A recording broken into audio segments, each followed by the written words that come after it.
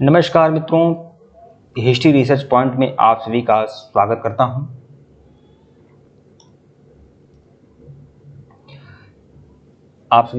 करता हूं। History research point में।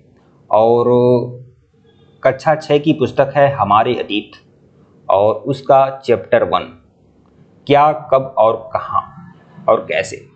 इसका फुल सॉल्यूशन देखेंगे। कक्षा 6 हमारे अतीत क्या, कब, कहां और कैसे, पार्ट 1। यह जो सीरीज है बहुत ही महत्वपूर्ण है। एनसीईआरटी की सीरीज है, कक्षा 1 की इतिहास विषय की पूरी एनसीईआरटी की सीरीज चल रही है। जिनको भी ज्वाइन करना है एनसीईआरटी की सीरीज, हमारे ऑफिशियल व्हाट्सएप नंबर पर मैसेज कर सकते हैं। यह जो एनसीईआरटी की सीरीज है हिस्ट्री की पूरा फुल सॉल्यूशन के साथ रहेगा। और यह जो सीरीज है पूरा का पूरा कंप्लीट कोर्स है यूजीसी नेट के लिए, यूपीपीएससी या स्टेट पीसीएस आदि के लिए, और साथ ही साथ असिस्टेंट प्रोफेसर तैयारी के लिए, पीजीटी की परीक्षा के लिए हिस्ट्री का बेहतरीन कोर्स आपको मिलेगा। कोर्स की जो प्राइस है वो 2499 रुपया है। जिनको भी कोर्स ज्वाइन करना है वह लोग हमारे ऑफिशियल व्हाट्सएप नंबर पर मैसेज कर सकते हैं। ऑफिशियल व्हाट्सएप नंबर डिस्क्रिप्शन में है और यहाँ पर भी शो हो रहा है, ये हमारा ऑफिशियल व्हाट्सएप नंबर है, आप मैसेज कर सकते हैं। सिर्फ 2499 रुपये का पैकेज है। असिस्टेंट प्रोफेसर एग्जाम और यूजीसी नेट एग्जाम और पीजीटी एग्जाम और साथ ही साथ यूपीएससी और स्टेट पीसीएस सबके लिए इम्पॉर्टेंट है। ठीक है, आइए शुरुआत करते हैं। तो एनसीईआरटी की जो यह श्रृंखला है हमारे अतीत कक्षा 6 चैप्टर 1 क्या है, क्या, कब, कहां और कैसे। ठीक है, आइए शुरुआत करते हैं इसका। देखिए यह जो चैप्टर है आप लोगों ने पढ़ा होगा, इसके पहले पढ़ा भी होगा। ठीक है, आप जानते होंगे इस चैप्टर के बारे में।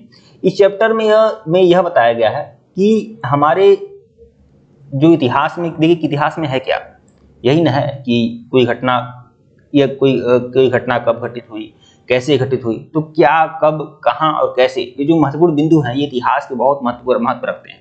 ठीक है, तो इसके बारे में बताया गया है, दिखाया गया, समझाया गया अच्छे तरीके से। तो देखिए यह कक्षा 6 की जो पुस्तक पढ़ेंगे हमारे अतीत और यह जो पाठ पढ़ेंगे क्या, कब, कहां और कैसे, तो इसमें यह है कि पुराने समय में लोग कहाँ रहते थे, लोग रहते कहाँ थे। ठीक है, आज आप लोग कहाँ रहते हैं? आज आप लोग अपने घर में रहते हैं। घर जो होते हैं ईंट पत्थर या सीमेंट कंक्रीट से मिलकर बनते ही घर बनते हैं। ठीक है, पहले जो घर रहते थे वो कैसे रहते थे? लोग रहा तो करते थे लेकिन कहाँ रहते थे, लोग कहाँ रहते थे? तो सबसे पहले तो, बहुत पहले तो मनुष्य रहता ही नहीं था, मतलब खाना बदोश की तरह रहता था, बनमानुष होता था। लेकिन बहुत पहले जब मनुष्य ने रहना शुरू किया तो मनुष्य के आश्रय का सबसे प्राचीन प्रमाण जो मिला है कि मनुष्य सबसे पहले एक आश्रय बनाकर रहा सबसे पहले, तो वह मध्य प्रदेश में एक जगह है नर्मदा घाटी। नर्मदा नदी की घाटी है, तो मध्य प्रदेश में नर्मदा नदी की घाटी है। और इसी नर्मदा नदी की घाटी में यही मध्य प्रदेश में एक जगह है होशंगाबाद। ठीक है, होशंगाबाद है मध्य प्रदेश में। होशंगाबाद में एक जगह है हथनोरा। ठीक है, हथनोरा। तो मध्य प्रदेश के होशंगाबाद के हथनोरा से एक नर्मदा घाटी में कई लाख वर्ष पहले लोग यहाँ रहते थे, ऐसा प्रमाण मिला है। तो मध्य प्रदेश की नर्मदा घाटी में लोग कई लाख वर्ष पहले रहते थे। ठीक है, और ये लोग रहते थे तो रहेंगे भाई, क्या करेंगे? आप अपने घर में रहेंगे तो क्या करेंगे? घर में जो भी फल फूल सब्जी या जो भी वस्त्र जो भी कुछ लाएंगे बाहर से वो घर में ही तो रखेंगे। तो उस समय भी लोग रहा करते थे। यह जो रहा करते थे इन लोग का घर क्या था? घर नहीं था, गुफा थी। यहाँ पर गुफाओं के साक्ष्य मिले हैं मध्य प्रदेश के होशंगाबाद जिले में हथनोरा से नर्मदा नदी घाटी में एक गुफाओं के साक्ष्य मिले हैं, जहाँ पर क्या करते हैं आदिमानव जो थे, आदिवासी जो लोग थे वह लोग रहा करते थे। और यह कुशल संग्राहक थे, मतलब फल फूल सब्जी और जो भी जानवर की हड्डियां, जानवर के जो भी क्या बोलते हैं आखेट करते थे, शिकारी थे, तो जो भी लाते थे वह गुफा में लाकर रखते थे। तो भोजन लाते थे, जड़ लाते थे, फूल आदि लाते थे, उत्पादों को क्या करते थे वह लाकर गुफाओं में रखते थे। और जानवरों का शिकार करते थे, उसको भी गुफाओं में रखते थे। इसीलिए अंदाज मिला कि सबसे पहले लोग क्या जो लोग बसना शुरू किए वो मध्य प्रदेश में नर्मदा नदी घाटी में बसना शुरू किए थे।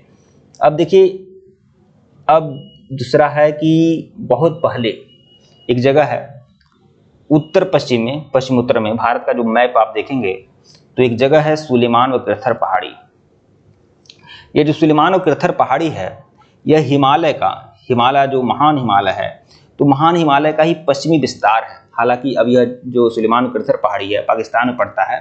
ठीक है, पाकिस्तान और अफगानिस्तान के क्षेत्र में पड़ता है सुलेमान कृथर पहाड़ी, लेकिन ये क्या है, हिमालय का ही पश्चिमी विस्तार है। तो इस स्थान पर 8 वर्ष पूर्व स्त्री और पुरुषों ने 8 वर्ष पूर्व लिखा है 8000 ईसा पूर्व भाई, 8000 ईसा पूर्व स्त्री और पुरुषों ने सबसे पहले क्या किया था, गेहूं और जौ की खेती की थी। यह सुलेमान और कृथर पहाड़ी जो है, सुलेमान और कृथर पहाड़ी में एक जगह है मेहरगढ़। देखिए सुलेमान और कृथर पहाड़ी में एक जगह है मेहरगढ़, ठीक है। तो असल में इशारा मेहरगढ़ की तरफ है। तो सुलेमान और कृथर पहाड़ी में जगह है मेहरगढ़, यहीं पर 8000 ईसा पूर्व लोगों ने क्या किया था, गेहूं और जौ की खेती करना शुरू किया था, ठीक है। और यहाँ से भेड़, बकरी, गाय, बैल आदि को पालतू बनाया गया था, ठीक है। गाय, बैल, भेड़, बकरी को लोगों ने पालतू बनाया था और गेहूं और जौ की खेती शुरू की थी 8000 ईसा पूर्व में, ठीक है। आगे देखिएगा, आगे अब देखिए, अब यह क्षेत्र है उत्तर पूर्व में। आप मैप देखेंगे, भारत का, तो उत्तर पूर्व क्या पड़ेगा, उत्तर पूर्व ये क्षेत्र पड़ेगा ना, उत्तर पूर्व, ठीक है। अब उत्तर पूर्व में क्या है, एक क्षेत्र है गारो, मेघालय में पड़ेगा गारो, ठीक है, गारो क्षेत्र है। फिर मध्य भारत में विंध्य पहाड़ी, मध्य भारत में क्या है, विंध्य पहाड़ी है। तो उत्तर पूर्व में जो गारो क्षेत्र है या फिर मध्य भारत में विंध्य पहाड़ी है, इसका भी अलग महत्व है। यहाँ दोनों क्षेत्रों में मनुष्यों ने सबसे पहले कृषि का विकास किया था, मतलब मनुष्य ने सबसे पहले कृषि का विकास कहाँ किया था, उत्तर पूर्व में गारो में, और मध्य भारत के विंध्य पहाड़ी में क्या किया था, कृषि का विकास किया था, सबसे पहले कृषि का विकास किया था। तो इसलिए लिखा है कि गारो असम में और विंध्य पहाड़ियां मध्य प्रदेश में, यहाँ पर क्या हुआ था, कृषि का विकास हुआ था। और सर्वप्रथम यहाँ पर क्या हुआ था, चावल की खेती की गई थी, चावल की खेती की गई थी। कहाँ, गारो एवं मध्य भारत की विंध्य पहाड़ियों में चावल की खेती की गई थी। अब देखिए सिंधु व उसकी सहायक नदी के किनारे, आप जानते हैं सिंधु और उसकी सहायक नदियां कौन कौन सी हैं। सिंधु की सहायक नदी है झेलम नदी, ब्यास नदी, ठीक है। ये क्या है, सिंधु की सहायक नदी है, सतलज नदी है, ब्यास नदी है, सिंधु नदी है, झेलम नदी है, रावी नदी है। ये क्या है, सिंधु की सहायक नदी है। तो सिंधु और उसकी सहायक नदी के किनारे बहुत समय पहले, लगभग 4700 वर्ष पूर्व, ठीक है, कई सारी सभ्यताएं विकसित हुई थी। एक सभ्यता विकसित हुई थी सिंधु घाटी सभ्यता, ठीक है। सिंधु घाटी सभ्यता आप जानते हैं कि 4700 वर्ष पूर्व एक सभ्यता विकसित हुई थी, सिंधु घाटी सभ्यता। 1921 में दयाराम साहनी ने इस सभ्यता का उत्खनन करवाया था। तो 4700 वर्ष पूर्व यह सभ्यता विकसित हुई थी। और वहाँ यहाँ कई सारे नगरों का पता चला, सिंधु नगर पता चला, हड़प्पा नगर पता चला, मोहनजोदड़ो नगर पता चला। तो इन नगरों के किनारे क्या था, इन 4700 वर्ष पूर्व आरंभिक नगर फले फूले सिंधु और उसकी सहायक नदी के किनारे, ठीक है। जैसे हड़प्पा नदी के किनारे, हड़प्पा कृष्ण नदी के किनारे फला फूला, रावी नदी के किनारे, मोहनजोदड़ो कृष्ण नदी के किनारे फला फूला, सिंधु नदी के किनारे, चंद्रदुर्ग कृष्ण नदी के किनारे फला फूला और सिंधु नदी के किनारे, ठीक है। क्रोपड़ कृष्ण नदी के किनारे फला फूला, सतलज नदी के किनारे। तो ये क्या थे, सिंधु और उसकी सहायक नदियां थी, जिनके किनारे आरंभिक नगर क्या थे, फले फूले। और देखिए ये तो सिंधु और उसकी सहायक नदी किनारे 4700 वर्ष की घटना है। लेकिन 2500 ईसा पूर्व क्या हुआ था, 2500 ईसा पूर्व समय जो था वह गंगा व उसकी सहायक नदी के किनारे बहुत सारे नगर फले फूले, जिसमें चंपा, राजगृह, काशी, साकेत, कौशाम्बी। यह बुद्ध और महावीर का काल था, ठीक है, बुद्ध और महावीर का काल। अब देखिए गंगा व सोन नदियां, गंगा के दक्षिण में प्राचीन काल में मगध की स्थापना हुई थी। और मगध की स्थापना कहाँ हुई थी, गंगा और सोन नदी के किनारे, ठीक है।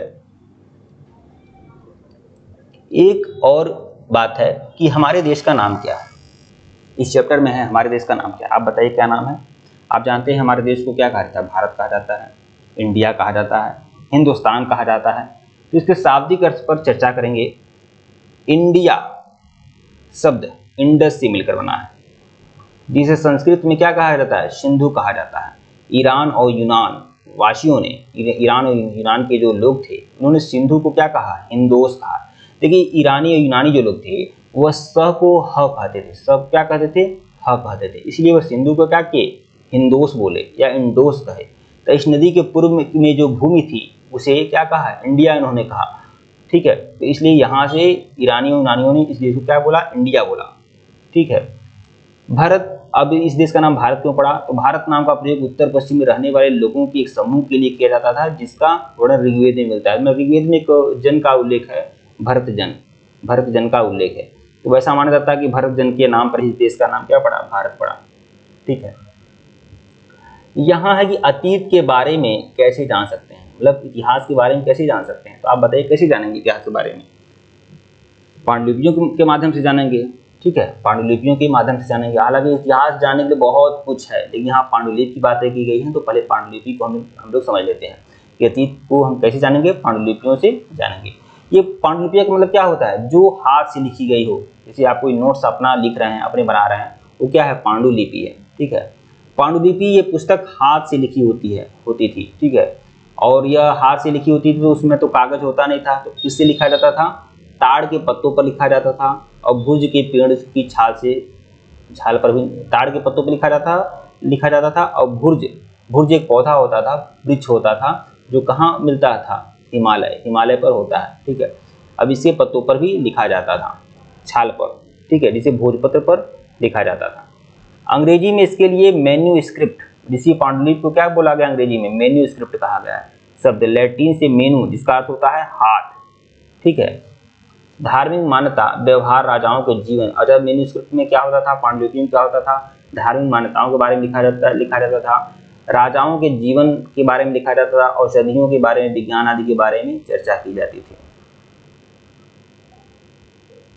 जो मैन्यूस्क्रिप्ट होते थे या पांडुलिपि होते थे, यह संस्कृत में होते थे ज़्यादातर, फिर प्राकृत में, फिर तमिल भाषा में भी यह पांडुलिपियाँ मिलती थी। अच्छा, संस्कृत, प्राकृत और तमिल भाषा जो थी, यह मतलब थोड़ा सा साहित्यिक भाषा थी, उच्च वर्ग की भाषा थी। प्राकृत जो थी उस समय आम लोगों की भाषा थी। ठीक है, इतिहास के बारे में अगर आप लोग जानकारी प्राप्त करेंगे तो एक शब्दावली है अभिलेख क्या होता है? जैसे मान लीजिए आप कागज पे आप नोट्स बना रहे हैं, तो वो अभिलेख नहीं है। अभिलेख का मतलब ही होता है, जब हम पत्थर पर लिखते हैं तब अभिलेख होता है। ये सिर्फ पत्थर पे लिखा गया लेख ही अभिलेख नहीं होता है। अगर आप तांबे के सतह पे लिख रहे हैं तब भी अभिलेख होगा, सोना पे लिख रहे हैं तब भी अभिलेख होगा, लोहा पर अगर आप लिख रहे हैं, लोहा के स्तंभ है उस पर लिख रहे हैं तभी अभिलेख होता है। तो अतीत के बारे में जानकारी का महत्वपूर्ण स्रोत अभिलेख होता है। यह कठोर सतह पर उत्कीर्ण किए जाते हैं, मतलब दीवार पर भी लिखा रहा है तभी वो अभिलेख कहा जाएगा। ठीक है, कठोर सतह पर उल्लेख किए जाते हैं। पुरातत्वविद, अब पुरातत्वविद क्या होता है? तो पुरातत्वविद जानते हैं जो प्राचीन सभ्यता का, संस्कृति का, इतिहास का पता लगाता है, अतीत के बारे में अध्ययन करता है, उसे क्या कहते हैं? पुरातत्वविद कहते हैं। वे व्यक्ति जो अतीत में बनी वस्तुओं का अध्ययन करते हैं, जैसे पत्थर या ईंट से बनी इमारतें, अवशेष, चित्र आदि, मूर्तियां आदि के बारे में जानकारी प्राप्त करते हैं, जानकारी इकट्ठा करते हैं, लोगों तक प्रोवाइड करते हैं, उनके बारे में रिसर्च करते हैं, उसे क्या कहा जाता है? पुरातत्वविद कहा जाता है। अब देखिए यहाँ पर दो शब्दावली हैं, पुरातत्वविद और इतिहासकार। पुरातत्वविद दूसरे हैं, इतिहासकार दूसरे हैं। ठीक है तो एक ही फील्ड के। पुरातत्वविद क्या करते हैं? वे व्यक्ति जो अतीत में बनी वस्तुओं का अध्ययन करते हैं, सिर्फ वस्तुओं का अध्ययन करते हैं, उन्हें पुरातत्वविद कहा जाता है। जैसे पत्थर का या ईंट से बनी कोई इमारत होती है, अवशेष होते हैं, चित्र होते हैं, इन्हें पुरातत्वविद कहते हैं। इतिहासकार क्या करते हैं? ये लोग अतीत का अध्ययन करते हैं, ये लोग अतीत, ये इसमें भी आ जाएंगे। ठीक है, इनके ही अध्ययन पर ये भी होते हैं, ये लोग अतीत का अध्ययन करते हैं। अच्छा, तिथियां जो होती हैं जैसे बीसी और एडी। ठीक है, बीसी मतलब ईसा पूर्व, मतलब ईसा मसीह के जन्म से पहले। 1000 बीसी अगर दिया है तो ईसा मसीह के जन्म से 1000 साल पहले की घटना, बिफोर क्राइस्ट, और इसे ईसा पूर्व बोलेंगे। ठीक है, एडी क्या होता है? एनो डोमिनी, मतलब ईसा मसीह के जन्म के बाद। ठीक है, कृषि का आरंभ। अब देखिए यहाँ पर कहा गया ना कृषि का आरंभ, तो कृषि का आरंभ सबसे पहले कब हुआ था हमारे देश में या पूरे विश्व में? तो 8000 बीसी में हुआ था। 8000 ईसा पूर्व में कृषि का विकास हुआ था। अभी हमने पढ़ाया, आपको बताया कि कृषि का आरंभ सबसे पहले कहाँ हुआ था? गारो में। गारो कहाँ है? पूर्वोत्तर भारत में और मध्य भारत में। मध्य भारत में कहाँ? विंध्य पहाड़ी में। तो कृषि का विकास गारो एवं मध्य भारत की विंध्य पहाड़ी में हुआ था 8000 ईसा पूर्व। यहाँ पर सबसे पहले किसकी खेती हुई थी? चावल की खेती हुई थी। ठीक है। अच्छा, सिंधु सभ्यता के प्रथम नगर जो विकसित हुए थे, पहले नगर सिंधु घाटी सभ्यता के, वो कब विकसित हुए थे? 4700 वर्ष पूर्व। 4700 वर्ष पूर्व में विकसित हुए थे। सिंधु घाटी सभ्यता के पहले नगर कब विकसित हुए थे? 4700 वर्ष पूर्व में। ठीक है, जैसे हड़प्पा है, मोहनजोदड़ो है, ये क्या है? सिंधु घाटी सभ्यता के नगर हैं जो 4700 वर्ष पूर्व विकसित हुए थे। गंगा घाटी के जो नगर थे वो कब विकसित हुए थे? 2500 ईसा पूर्व, 2500 ईसा पूर्व में विकसित हुए थे गंगा घाटी के नगर। चंपा, राजगीर, काशी, साकेत, कौशाम्बी ये गंगा घाटी के नगर थे जो 2500 ईसा पूर्व में विकसित हुए थे। और सिंधु घाटी सभ्यता के नगर 4700 ईसा पूर्व में विकसित हुए थे। ठीक है मित्रों, वीडियो को लाइक और चैनल को सब्सक्राइब करेगा, टेलीग्राम को बिल्कुल ज्वाइन करेगा, लिंक डिस्क्रिप्शन में दिया गया है। और जिनको भी कोर्स ज्वाइन करना है वह लोग हमारे ऑफिशियल व्हाट्सएप नंबर पर मैसेज कर जरूर कर सकते हैं। ऑफिशियल व्हाट्सएप नंबर डिस्क्रिप्शन में भी दिया गया है, यहाँ पर भी शो हो रहा है। पूरा का पूरा हिस्ट्री रिसर्च पॉइंट में आपको पूरा का पूरा कोर्स ज्वाइन करा दिया जाएगा, जो यूजीसी नेट की परीक्षा के लिए, यूपीएससी या स्टेट पीसीएस के लिए और असिस्टेंट प्रोफेसर के लिए, टीजीटी पीजीटी के लिए इंपॉर्टेंट रहेगा। तो देखिए, बहुत ही अच्छे तरीके से हम लोगों ने पहला चैप्टर आपका कंप्लीट कर लिया।